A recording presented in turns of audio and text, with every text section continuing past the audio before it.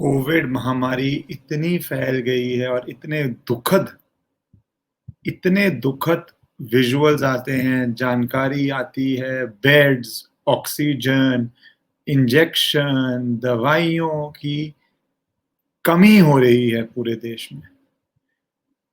और उसके बारे में आपके और मेरे हाथ में कुछ नहीं है, वो तो सरकारों को करना है। पर जो आप कर सकते हैं, वो आपको एक इम्पोर्टेंट जानकारी देने आया हूँ। और आप में से जितनों को लगे आप वो जानकारी यूज़ कीजिए, क्योंकि ये जो सिचुएशन है, इसमें 1-2 चीज़ें बहुत चेंज हुई हैं। हम 3 लाख से ऊपर नंबर पे हैं। वर्ल्ड का हाईएस्ट है ये, और ये हाईएस्ट हमें नहीं चाहिए था। पूरे वर्ल्ड में हाईएस्ट हैं हम। एक दिन में 3 लाख लोग।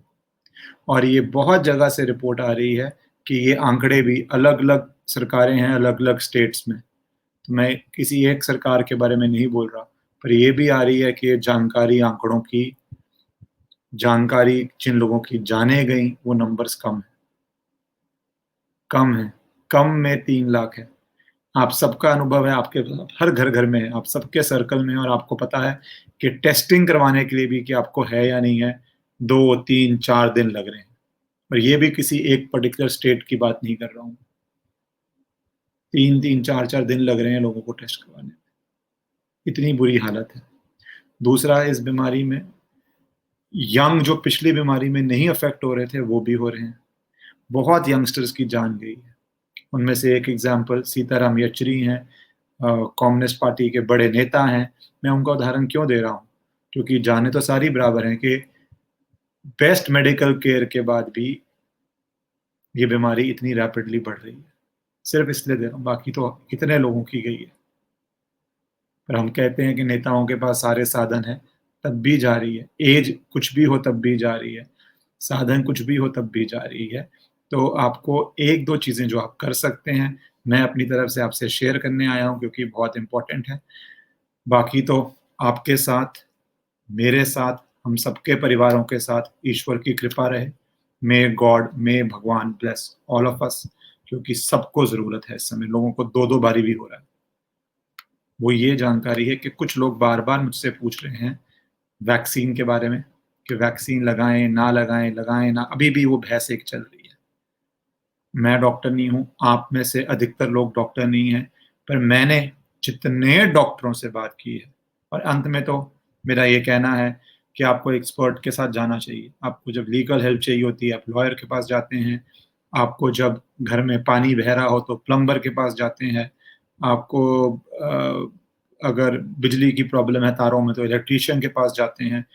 वैसे ही आपको डॉक्टर के पास जाना पड़ेगा। तो ये जो र्यूमर्स में मत पड़िए। ये आंकड़े सामने आए हैं, वो ये हैं कि जिन लोगों ने वैक्सीन लगाई है, कोवैक्सीन 1.1 करोड़ लोगों ने लगाई है, उसमें से 93 लाख को फर्स्ट डोज़ मिली है। वो फर्स्ट डोज़ लगने के बाद सिर्फ 0.04% को कोविड हुआ है, और दूसरी डोज़ के बाद भी सिर्फ 695, कुछ भी नहीं है, सिर्फ 600 लोगों को 0.04% को हुआ है। और यही हाल कोविशील्ड का है कि 11 करोड़ लोगों को दी गई है, 10 करोड़ को फर्स्ट डोज़, उसके बाद सिर्फ 17,000, 0.02, 0.02, 0.2 नहीं, आधा परसेंट भी नहीं,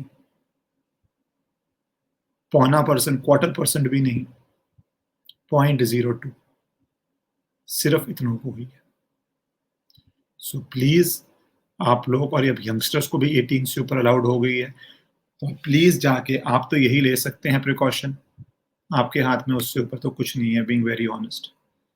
बाकी सब तो जो है वो सरकारों को करना है, नहीं किया सरकारों ने तो वो सरकारों की गलती है, वो आप सब जानते हैं।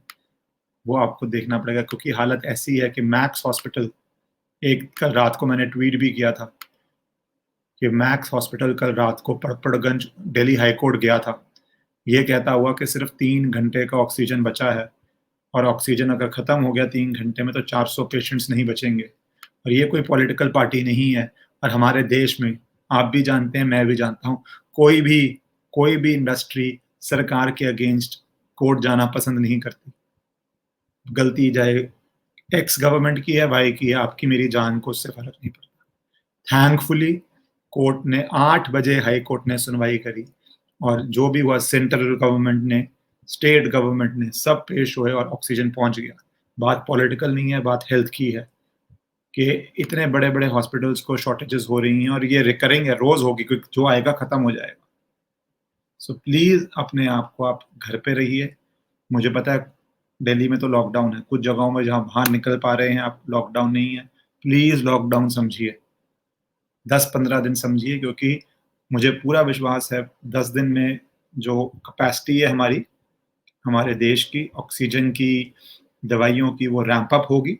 अभी भी होनी चाहिए थी, पर उसके बारे में हम बात नहीं कर सकते क्योंकि फ़ायदा नहीं होगा। वो रैंप अप होनी चाहिए, वो बढ़नी चाहिए और कम से कम जो दवाइयों की या ऑक्सीजन की सप्लाई की, डिस्ट्रीब्यूशन की जो भी प्रॉब्लम्स हैं वो हो जाएँगी।